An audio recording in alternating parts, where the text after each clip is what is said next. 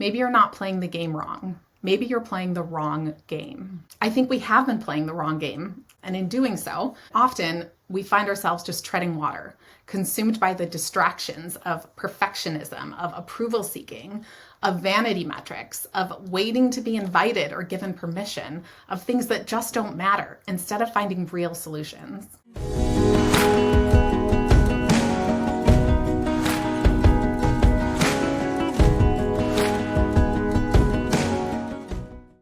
Hello and welcome to Pleasure and Profits. I'm your host, Rachel Anzalone, and this is the very first episode of our second season. Coming to you on this Lunar New Year, the beginning of the year of the wood snake in the Chinese zodiac, which aligns beautifully with the theme of our podcast. The snake represents yin, feminine energy. It symbolizes wisdom, intuition, transformation, elegance, and subtle power. And it's also the new moon in Aquarius, an initiation into our own abilities as visionaries, to see the truth behind the facade, and to go forward with confidence. Welcome. I'm really excited to share this new season with you. We'll get into what inspired the themes of this season, and I'll share a little bit about where we're headed in just a minute. But first, I want to share a little BTS with you. So if you've listened to season 1, I talked about some of this along the way, and I think it's really helpful to share some hindsight perspective as well. So in the very first episode of this podcast back in November 2023, I shared that I've always been the behind the scenes person. Specifically, for over a decade, I've been working behind the scenes, supporting other thought leaders, speakers, authors, coaches, and experts to share their work in the world. And that this podcast was really my first foray into creating my own platform, my own space to share publicly the things that I've been saying behind the scenes for a long, long time. And along the way, I shared some nuggets about what I was testing and trying and experimenting with the podcast specifically, because the first season of this podcast really was just that. It was an experiment, one that was fun and challenging and labor intensive and anxiety inducing at times, and totally worth it because I learned so much doing this last year. The hardest thing for me was just being a beginner and letting it be that, the podcast of a beginner. And so I had to let myself be the beginner again and to truly let it be a practice. And that practice continues. One of the things that was experimental last season was figuring out exactly what I wanted to share with you. And the way I approached that often was week by week, whatever I was inspired to share in the moment. And that included having some really great conversations with really interesting people in our guest interviews. And that was all working just fine. And then something shifted for me. A few months ago in early November, I had an experience that gave me a level of clarity that really is the inspiration for what we're focusing on this season. If you want to hear more about that, check out episode 28 called With Love and Optimism for Our Future. For now, I'll just say this. I became aware in the core of my being that there is an urgency to the work that we're here to do, to the work that I'm here to do, and to the work that you're here to do, I believe, because you're here, because you're listening to this. There is a very real urgency because there are very real consequences to the continued occupation of our minds, our bodies, our communities, and our planet by the version of capitalism that we've been operating in, and by colonialism, and by the patriarchy. These are the waters that we have been swimming in our entire lives and for many generations before us. And just like fish, we're generally not even aware of the water we're in. But as we're evolving, as our capacity to see and hear and feel and sense the resonance of the world around us, or the lack thereof, we've been becoming more and more aware that there's something not quite right in these waters, or more accurately, that these waters are toxic and destructive and that something has to change. Collectively, we've been operating under the belief that if we play by the rules of these systems, that we will be able to get ahead and to change things and make the world around us better, more resonant, more desirable, more aligned. I've been playing that game for a long time, trying to make incremental change from within the system. And I'll share more about that in a minute. But over the last couple of years, I've been having this slow realization that this work is not about making incremental changes to the existing systems. It's about creating a whole new way of operating in the world, a whole new way of doing business. In episode 15, my friend and former client, Lisa Nichols, reminded me of something that I said to her many years ago. And this sentiment has been on my mind so much as I've been developing this season of the podcast. What I said to her, and what I think may be true for so many of us, is this: maybe you're not playing the game wrong. Maybe you're playing the wrong game. I think we have been playing the wrong game. We've been playing their game. And in doing so, we've allowed ourselves to be managed, manipulated, and manhandled into believing that we have to adapt to their way of operating in order to make progress. And often we find ourselves just treading water, consumed by the distractions of perfectionism, of approval seeking, of vanity metrics, of waiting to be invited or given permission, of things that just don't matter, instead of finding real solutions. But this collective awakening has been building momentum. And as more and more women and men are waking up to this and opting out of the oppressor's game, these systems are beginning to collapse around us. Hustle culture is dying, and systems of exploitation are collapsing because they simply are not sustainable. I believe what we're experiencing in the current chaotic state of affairs is the death rattle of a dysfunctional culture created by individuals that are desperately trying to hang on to what they've claimed through violence and vitriol. And so you might be wondering, as these systems collapse, what comes next? That is what's at the heart of what we're digging into this season. The emergence of a new paradigm, a new way of operating in the world, and specifically in business, that is built around sustainability, embodiment, feminine leadership, and collective well-being. And I believe that pleasure is the power that will birth that new paradigm. Hustle culture is built on fear and lack and not enoughness. It requires that we're constantly looking outside of ourselves for what we need to fill the void, and that we're willing to pay any price to do so. The experience of pleasure requires the ability to be present, to recognize our wholeness, to feel resonance, oneness. And it's through the cultivation of those skills that we're able to tap into our own capacity to create meaningful change in entirely new ways. Hustle culture says you have to suffer and sacrifice for success. In the pleasure paradigm, success is inevitable, and it's available to us in every moment, because success is not about checking off to-do lists or achieving external accomplishments. Success is satisfaction. It's a state of being, and that state of being is what creates change. So how did I get here? After 2 decades of existing in the cycle of burning the candle at both ends, followed by burnout, and then recovery, and then repeat, it was 2014 when I first started doing this freelance supporting role for other entrepreneurs, as I said, thought leaders, speakers, coaches in the personal development and online business worlds. And I was on my own journey at the time. I had worked in these corporate environments where the expectation was that you give and give and give at any cost.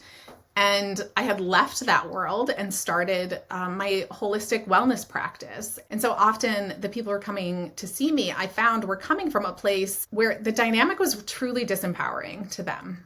And it was around that time that I started studying the Desire Map by Danielle Laporte. It wasn't long after that I discovered the practice of Koya-inspired movement created by Rochelle Sheik. And I found myself on my own journey of coming back to myself, of figuring out what it was that was really important to me, what I wanted to be experiencing, getting back in touch with who I was before I learned how to be a good student, be a good employee, be a good wife, and all of these masks that we wear, these roles that we play. Who was I really at my core, and what was really important to me? And so I was in that work myself when I started doing this work to support people who truly were leaders in the world of self-empowerment, of personal development. And what I often saw was a real disconnect between what was being taught and what was being practiced. And I couldn't not see that there was incongruity there. I found myself asking questions and trying to nudge things in a different direction based on what I was learning myself and what I was practicing. And what I found was that some people were open to hearing these ideas and contemplating them and playing with them a little bit.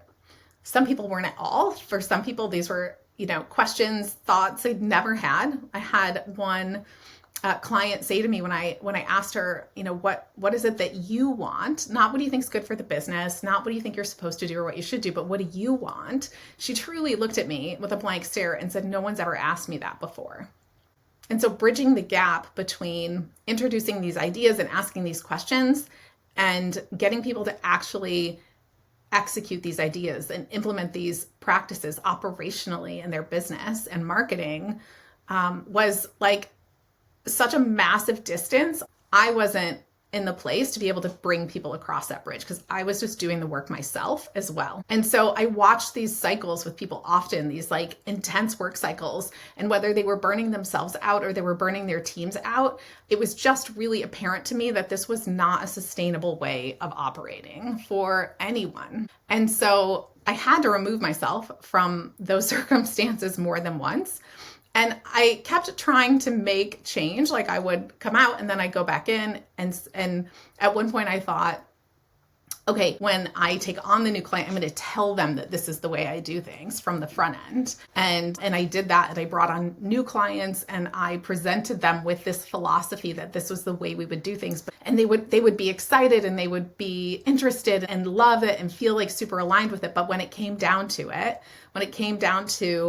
actually doing the work or trusting the process, when it came down to taking the risk of doing things in a way that was different than what they saw their peers doing, that again was just a bridge too far. And so I would try to softly nudge and be patient and allow for them to sort of be in their process, to start to understand and incorporate and be super patient with this process.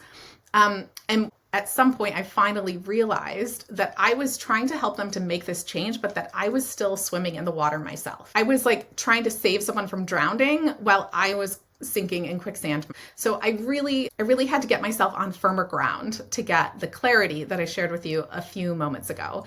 And so that is the work that I have been doing over these last few years, has been really focusing on getting myself aligned, growing my own capacity, and learning how to really walk my own talk and lean into this and trust this wisdom that I've known and then have begun to practice and have begun to embody and has become my way of operating in the world. And so what's beautiful about having taken the time to do that is that while I was doing it, the momentum of this revolution was also building. Where 10 years ago, when I first started talking about some of these things in relation to business, I felt like I was a lonely, tiny little voice whispering in the void, just whispering. And now I can hear that there's this chorus of voices all around me focused on this same mission. Someone said, nothing can stop an idea whose time has come. And the time for this idea, this revolution, is now. It is in the zeitgeist. It is in the collective. There are hundreds or thousands of voices all sharing this message that it is time to change the way we're doing things, that it is time for this shift in the paradigm. In fact, there is so much momentum happening in that direction that the people who benefit from it being otherwise are desperately trying to hang on to the way things have always been done. One of the things that's interesting right now is that when we look around at examples of entrepreneurs who built incredibly successful businesses over the last 10 or 15 or 20 years, who are now becoming aware of the harm that their way of operating caused to themselves, to their well-being, to their relationships, and often to their team and to their community, the people that they were intending to serve. Many of them are now sharing a greater wisdom that they gained along the way through that process. The wisdom that what they were doing and how they were doing it was not sustainable and maybe not doable at all for a significant percentage of their audience. And so, like so many things, it's important that we don't take anything at face value, that we learn to discern for ourselves what's behind the shiny exterior and that we get selective about what's aligned for us to emulate and to implement, and to not fall into the trap of believing that because someone else is doing it, that we should be doing it too. As an impact-driven entrepreneur, someone who desires to make a change for the greater good, doing your work in a way that's sustainable is critical. Because if you burn out because you can't sustain the work energetically, or if you quit because you can't sustain the work financially, the consequence is that the impact is lost. And that is a loss, not just for you, but for all of us. What's really inspiring to me right now is that there are more and more examples of people who have escaped the hustle trap and are building their businesses in ways that are committed to these principles: sustainability, embodiment, feminine leadership, and collective well-being. People who are demonstrating that aligned energy is way more powerful than forcing anything. These are the people who are at the forefront of this pleasure revolution. And in addition to diving into specific insights and applications of these principles with me this season, we're also going to have some fantastic guests who are examples of this work in action and who have their own wisdom to share with us. So what exactly do I mean when I'm talking about pleasure in the context of business? What I mean is that your business should be a source of joy, not just external success. When you prioritize pleasure in your daily operations, in your team dynamics, in your personal schedule, you tap into a creative energy that naturally enhances both your impact and your profitability. This isn't about indulgence, it's about sustainability and vitality and inspiration and motivation. When you make pleasure a guiding principle in your business, when you focus on taking aligned action that feels good, that feels right, that feels satisfying, that's when something alchemical happens. And I'm tempted to say magical because it might feel that way in the moment, but in reality, it's not magic. It's physics and it's neuroscience. When you release the resistance of trying to hustle and force things, you come into resonance with what you're wanting to create. And when you calm your nervous system to become less reactive, you open yourself up to see what's already there, what's already available to you. And that's when things start to fall into place in a way that feels magical. And pleasure is just one of 3 essential elements that must be cultivated to build a soul-aligned and sustainable business. I'm talking about it most here because it's the one that's most often neglected. The other 2 are impact and profit. Your business is a force for transformation, for creating ripples of positive change that extend far beyond your immediate reach. True impact isn't about just what you do, it's about building systems and approaches that amplify your mission. And when your impact grows, it naturally creates opportunities for greater profit and deeper pleasure in your work. And what about profitability? Well, a profitable business isn't just about numbers. It's about creating sustainable abundance that fuels your mission and supports your well-being. Strong profits enable you to increase your impact through reinvestment and innovation, while simultaneously giving you the freedom to experience more pleasure in your work and life. These 3 elements, impact, profit, and pleasure, are synergistic. They create a self-reinforcing cycle that enables both world-changing work and personal sovereignty. This alignment allows for your business to become a vehicle for your highest purpose, while simultaneously generating abundant resources and life satisfaction. And I believe that this alignment is what's required for us to birth the new paradigm that we desire. And the most beautiful thing about all of this is that it's not about learning something new. It's about unlearning and unconditioning. It's about coming back to ourselves and tapping into a deep well of wisdom that we already have access to. We've just been trained out of utilizing it because, frankly, this wisdom that we have access to is so fucking powerful that when it's unleashed, there is no way for these outdated systems of control and exploitation to survive. Another beautiful thing about this wisdom we carry is that when unleashed, it benefits everyone because the embodied feminine is inclusive and nurturing and present and committed to the collective well-being. And so this is where we're headed this season. In some episodes, we'll be dancing with the big ideas behind satisfaction strategy, like the future of feminine leadership, creating soul-aligned impact, and understanding wealth as energy and power. And we'll also be getting tactical with topics like a feminine approach to cash flow, building powerful network and alliances, and embodied strategic planning.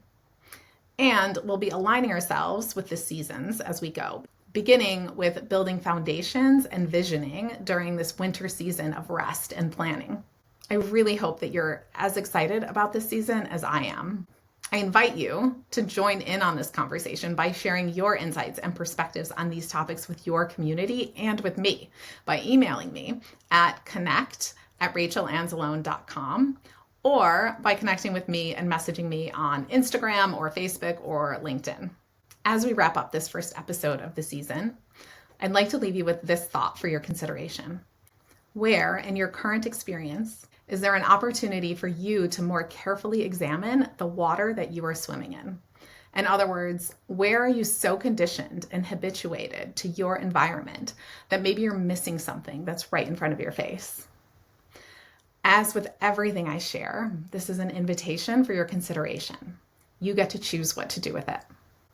I'm so honored that you're here with me, joining the collective awakening of embodied feminine leadership so that together we can create lasting change in the world.